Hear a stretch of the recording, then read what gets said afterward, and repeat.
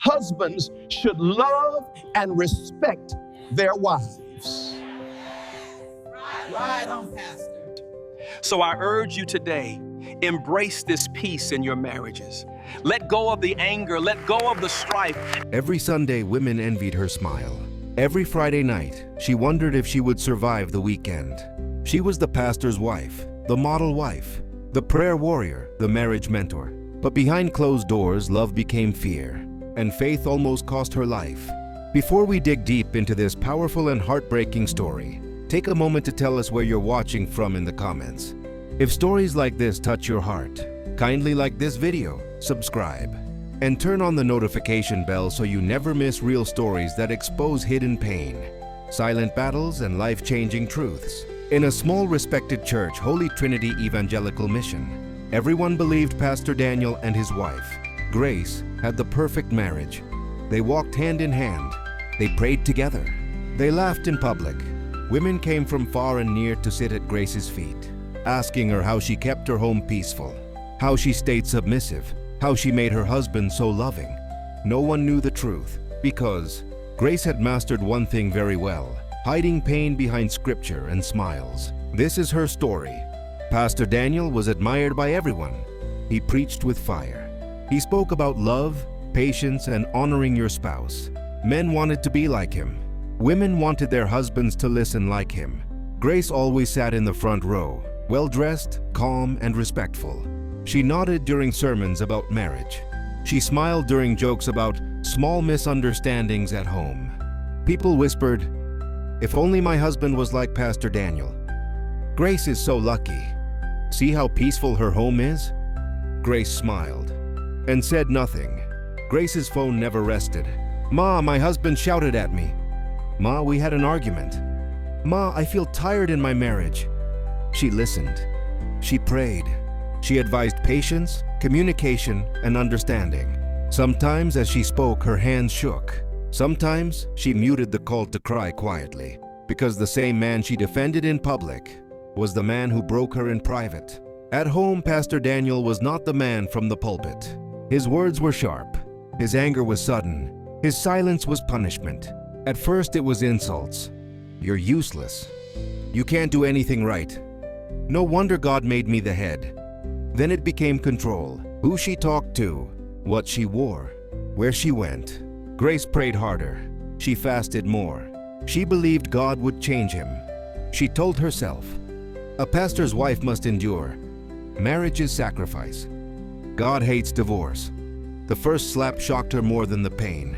It came after an argument about church finances. Daniel apologized immediately. He cried. He quoted scripture. Grace forgave him, because everyone said, "A good wife builds her home," and she wanted to be good. In church, Grace glowed. At home, she shrank. She learned how to cover bruises with long sleeves. She learned how to explain swollen eyes as allergies. She learned how to laugh when her heart was breaking. Women praised her strength. Men praised her obedience. No one asked if she was safe. That night, Daniel came home angry. The argument escalated. Grace begged him to calm down. He didn't. He pushed her. She hit her head on the edge of the table. Everything went dark. As she lay there, barely breathing, one thought crossed her mind. Is this how my marriage ends? When she woke up in the hospital, Daniel was crying beside her bed. The church was told she collapsed from stress. No one suspected the truth. Back home, Grace moved slowly. Her body healed, but her fear grew. She almost died trying to protect a marriage that was destroying her. Yet she stayed silent because she was afraid of scandal, afraid of being blamed, afraid of breaking the image everyone loved.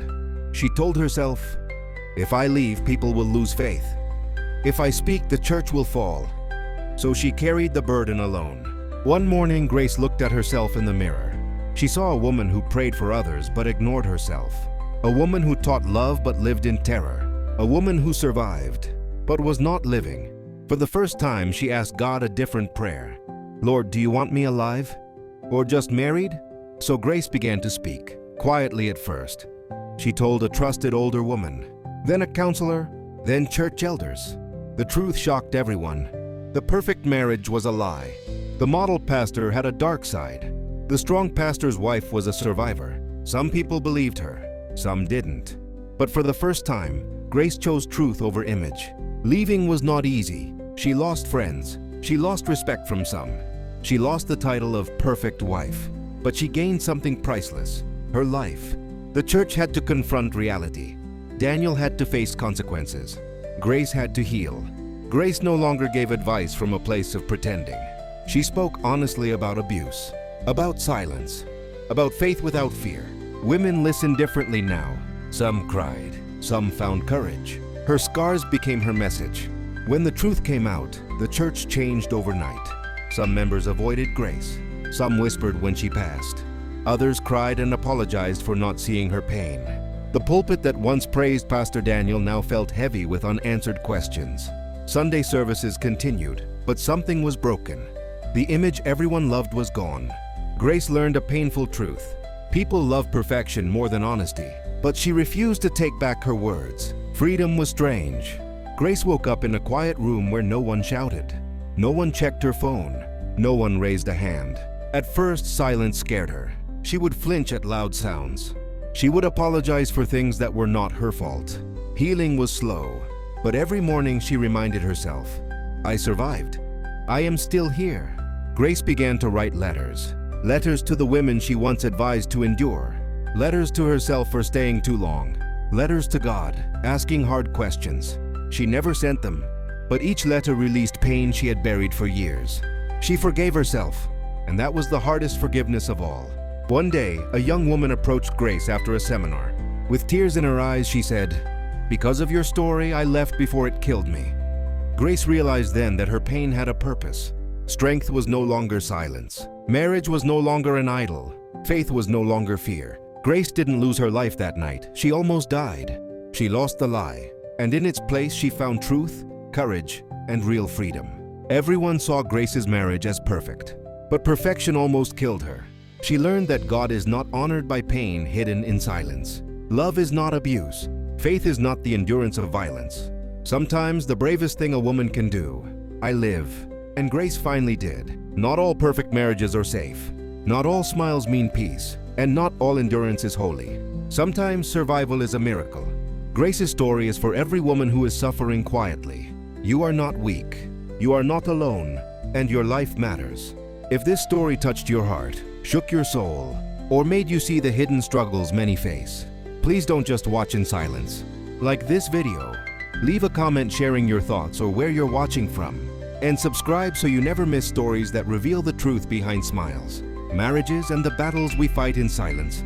Your engagement could give hope to someone who really needs it today.